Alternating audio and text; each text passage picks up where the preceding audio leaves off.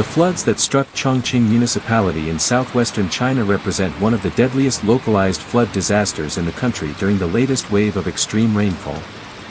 While the death toll may appear lower than some of China's historic flood catastrophes, the circumstances surrounding the disaster reveal a highly dangerous event characterized by sudden onset, destructive flash floods, landslides, and limited reaction time for residents.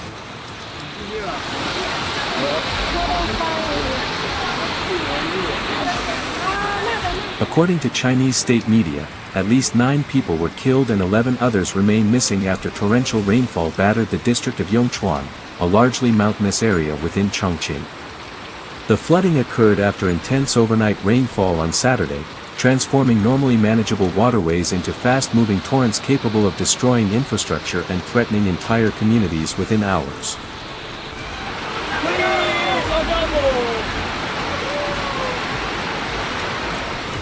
What makes this disaster particularly concerning is not only the loss of life but the speed at which it unfolded.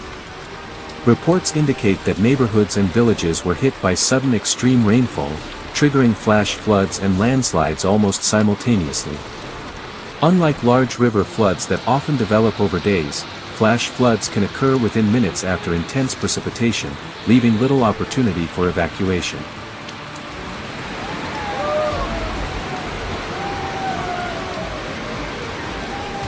In disaster management, flash floods are considered among the most lethal weather-related hazards. The reason is simple: people often underestimate how quickly water can rise. A stream that appears harmless during normal conditions can become a deadly torrent after a few hours of intense rain, especially in mountainous terrain where runoff accelerates downhill.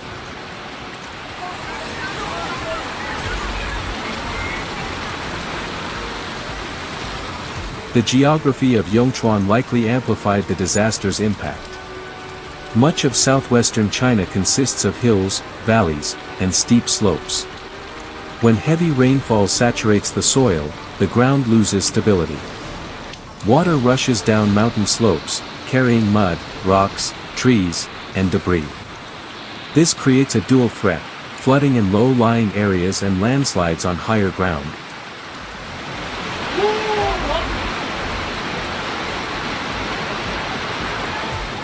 Authorities reported that more than 2,000 residents were relocated from affected communities. This figure provides an important clue about the seriousness of the event. Large-scale evacuations are generally ordered only when emergency officials determine there is a significant risk to human life. The fact that thousands were moved suggests that authorities anticipated worsening conditions or feared additional landslides and flood surges.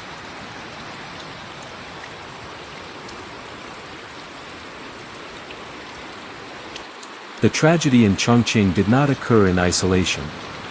It was part of a broader weather system that swept across central and southwestern China.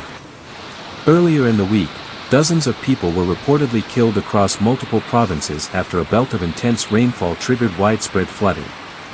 This indicates that the Chongqing disaster was one component of a larger regional weather emergency affecting millions of people.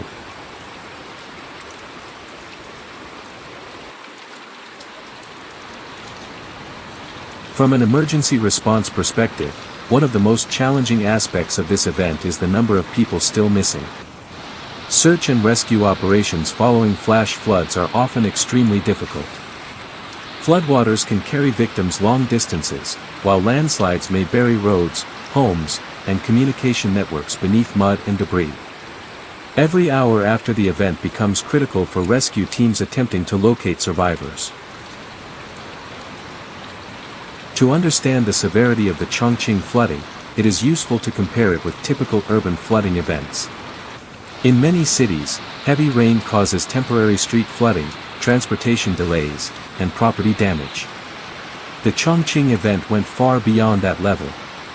The combination of fatalities, missing persons, landslides, emergency relocations, and widespread community disruption places it in the category of a major flood disaster with life-threatening consequences. Another important lesson comes from the role of geography.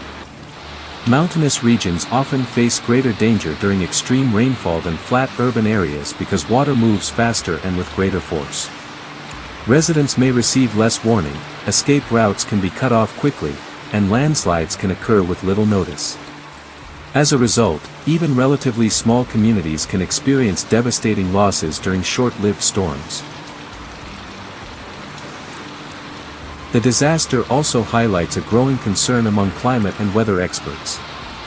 Across many parts of the world, extreme rainfall events are becoming more frequent and more intense. A warmer atmosphere can hold more moisture, increasing the potential for sudden downpours capable of overwhelming natural and human-made drainage systems. While no single flood can be attributed solely to climate change, the pattern of increasingly intense rainfall is becoming difficult to ignore. Perhaps the most important lesson from Chongqing is the value of preparedness. Communities living near rivers, valleys, and mountain slopes need reliable early warning systems, clear evacuation procedures, and public awareness campaigns that help residents recognize danger signs before disaster strikes. In flash flood situations, minutes can mean the difference between survival and tragedy. Ultimately, the Chongqing floods serve as a stark reminder that the deadliest floods are not always the largest. Sometimes the greatest danger comes from sudden, localized storms that unleash overwhelming amounts of water in a short period of time. With at least 9 lives lost, 11 people still missing, and thousands forced from their homes, the disaster underscores the destructive power of extreme weather and the urgent need for stronger resilience in vulnerable communities.